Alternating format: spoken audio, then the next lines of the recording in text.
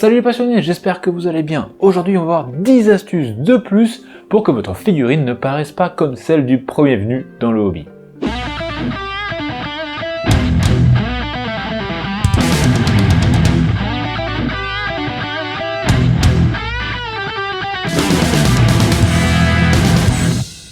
Allez, on commence avec le premier conseil qui est d'utiliser les bons pinceaux, ou en tout cas la bonne taille de pinceau pour les bonnes tâches. Là pour le coup, c'est la taille qui compte. Très souvent je vois des débutants qui utilisent des pinceaux à détail pour des couches de base. Du coup ça me fait poser une question, c'est avec quoi ils font les détails?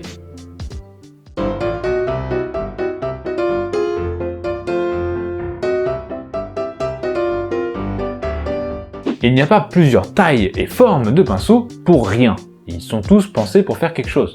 Les pinceaux standards comme ceux-ci par exemple sont très bons pour des couches de base standards. Si vous augmentez leur densité en gamme de poils, ça fera un super pinceau à la vie par exemple. Les pinceaux plats à poils souples de Game Workshop par exemple seront parfaits pour faire une couche de base uniforme sur une figurine, une couche de base full pinceau.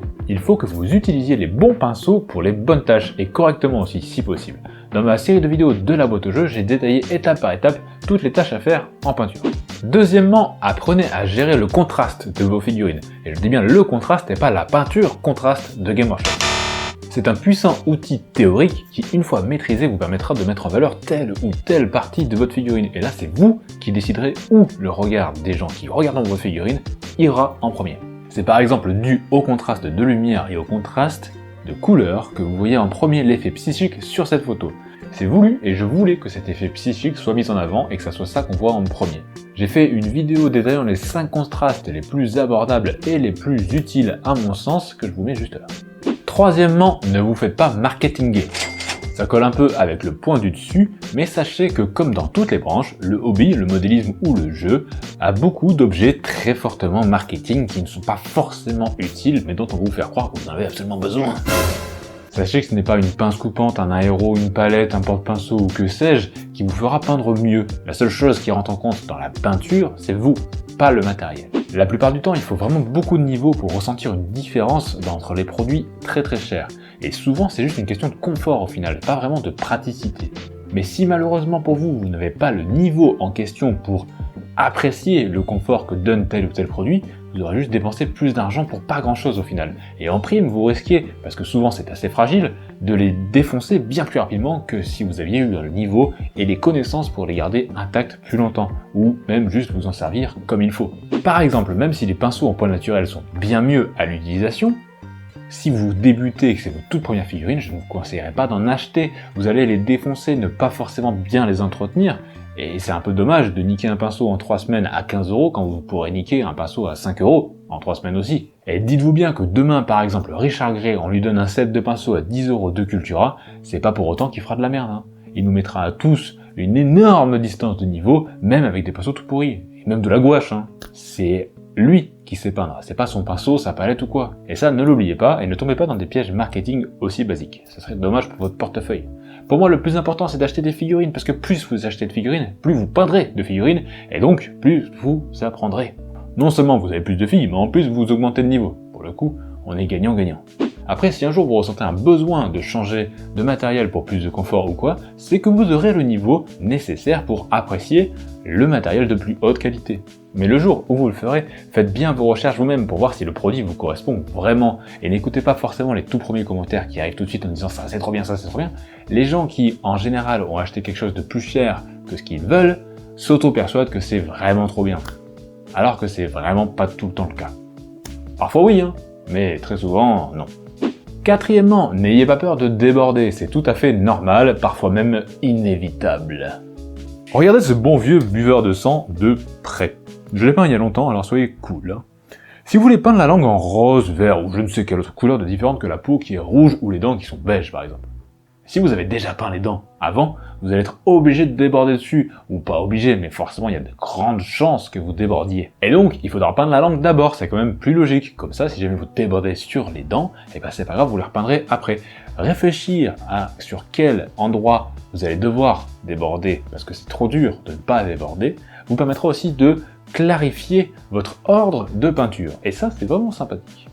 Ça aide beaucoup d'avoir un plan détaillé en avance. Cinquièmement, la prise en main de vos figurines.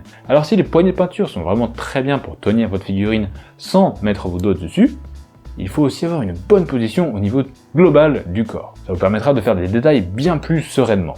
Je vous conseille de poser vos coudes sur la table et de joindre les deux mains au niveau de la paume.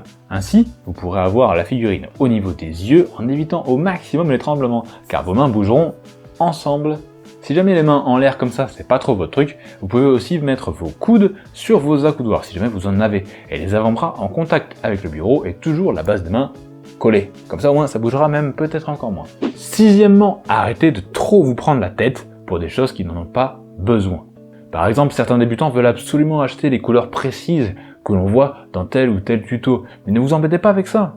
Le plus important pour ce cas-là, par exemple, c'est d'acheter les peintures comme le constructeur vous le donne. Par exemple, sur ce genre de tableau que vous avez, ça c'est un tableau Game Workshop, vous avez une ligne qui vous donne les peintures à acheter et vous êtes sûr que ces peintures, si vous éclaircissez dans cet ordre-là, ça collera toujours, ça sera toujours le même type de bleu, le même type de vert. De toute façon, une fois terminé et sur la table, en général, on voit pas vraiment les nuances. Si votre armée ultramarine, par exemple, a été peint avec une base de Contour Blue ou de Macrack Blue, vraiment, il faut un bon œil pour le dire à la fin. Et c'est pas très grave au final, tant que tout est uni, c'est ça qui compte. De manière générale, arrêtez vraiment de vous prendre la tête, arrêtez d'avoir peur et essayez aussi par vous-même. Arrêtez de vouloir trop compliquer les choses, c'est souvent parce qu'on a peur de ruiner une figurine. J'ai fait une vidéo 5 astuces là-dessus pour le coup, vous pouvez aller la voir. Mais sachez que quand vous avez un doute sur une question, 90% du temps, c'est vraiment la réponse la plus logique qui est la bonne. Septièmement, gardez la motivation pour peindre. C'est votre moteur principal pour la peinture, la motivation. Et quand il est un peu à plat, eh ben, il faut lui mettre de l'essence. Alors là, ça dépendra des préférences de chacun. Personnellement, moi j'aime beaucoup les tutos peinture un petit peu en accéléré, style un peu timelapse, avec une petite musique de fond. Bon, je les finis jamais parce qu'à chaque fois, ça me donne extrêmement envie d'aller peindre. Moi, quand je vois quelqu'un d'autre peindre, ça me donne envie de peindre. Après, il y a aussi l'idée d'une armée finie et terminée, ça j'adore ça me motive pas mal. Surtout au début du projet, moins sur la fin, bizarrement. Ou encore les challenges, comme celui que j'ai lancé là, le challenge ASM, qui est de doubler ma quantité de figurines peintes en une année. Ça va être un peu hardcore, mais c'est le genre de truc qui motive beaucoup, et surtout sur le long terme. Et donc quand j'ai un petit coup de mou, hop, je mets un petit tuto peinture, et après, ça va mieux. J'ai la pêche. Huitièmement, ne revenez pas sur vos anciennes figurines. Dans la première vidéo de ce type, j'avais dit qu'il ne fallait pas décaper tout le temps vos figurines. Mais beaucoup de débutants reviennent sur leur figurine, en fait, ils la peignent, pour eux c'est terminé, puis après ils prennent du niveau et après ils reviennent et ils retouchent. Alors bon, si jamais ça vous va, vous comme ça, tant mieux, hein. Mais personnellement ça m'enfermerait dans une sorte de perpétuelle infinité de figurines jamais terminées. Quand je finis une figurine, que je décide à un moment donné qu'elle est terminée, peu importe mon niveau de l'époque de maintenant ou de plus tard, la façon dont je l'ai peinte, ou encore le résultat que je voulais obtenir, si je décide que c'est terminé, je n'y reviendrai plus jamais. Sinon c'est atroce, on n'a jamais terminé de figurine et c'est d'un stress.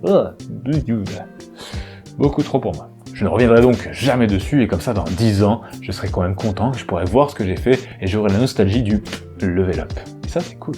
Neuvièmement déjà, ne mettez pas trop de peinture dans le réservoir de votre pinceau. Le réservoir d'un pinceau, c'est la quantité de peinture que peut contenir les poils de votre pinceau. Par exemple, pour les lavis, il est très gros, et pour les pinceaux de précision, il est très petit. Si le conseil de diluer votre peinture est très important, vraiment c'est très important, le conseil, celui-là, là, de ne pas mettre trop de peinture dans le réservoir de votre pinceau est encore plus important. Parce que vous avez beau diluer autant que vous voulez, si vous mettez trop de peinture dans le réservoir de votre pinceau, il en laissera beaucoup trop sortir. Et vous n'aurez pas du tout l'effet escompté. Ou ce que vous voyez dans les tutos de dégradés trop jolis là. Et ben ça, c'est parce qu'on gère très bien la quantité de peinture dans le réservoir du pinceau. Sans ça, pas de dégradé. Pas compliqué. C'est pas très compliqué, mais c'est dur à avoir au début. Quand vous prenez votre peinture déjà sur la palette, vous twistez un peu le pinceau. Ça en enlève un peu, et après vous passez un fin coup sur le sopalin. C'est le conseil que je viens de vous donner, le jour où je l'ai découvert, parce que bizarrement on ne le donne pas souvent, ça a changé ma vie. Mais quand je vous dis changer ma vie, c'est changer ma vie de peintre. Ça va pas changer la façon dont je fais le ménage. Mais ça a changé ma vie de peintre, c'est extrêmement important. J'ai fait une vidéo très détaillée sur le Patreon si jamais ça vous intéresse, le lien est en description. Mais vraiment de tous les conseils que je vous ai jamais donnés, c'est celui-là le plus important à mes yeux en tout cas. Et enfin, dixièmement, C'est peut-être bateau, mais pour les débutants, c'est très important. N'oubliez pas de vernir vos figurines. Vous avez beau suivre tous les conseils que je vous donnerai et que d'autres personnes vous donneront, si à la fin vous vernissez pas votre figurine, dès que vous l'attraperez avec vos petits doigts, la peinture se barrera. C'est dommage, mais c'est la vie. J'ai fait une vidéo comparative de plusieurs vernis et la façon dont les utiliser juste là, c'est la dernière vidéo de la boîte au jeu parce que c'est la dernière étape avant de jouer avec votre figurine peinte. Et voilà, c'est tout pour aujourd'hui. Merci beaucoup d'avoir suivi cette vidéo. J'espère vraiment que ça vous aura plu et que vous aurez appris quelque chose. Si c'est le cas, n'hésitez pas à laisser un petit pouce bleu. Dites-moi en commentaire ce que vous avez appris ou si vous avez encore une question, dites-la moi en commentaire, j'y répondrai avec plaisir.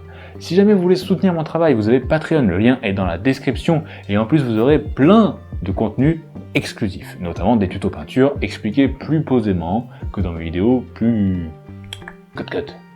Et voilà, merci beaucoup d'avoir suivi cette vidéo, je vous dis à bientôt, bon jeu, bonne peinture, ciao.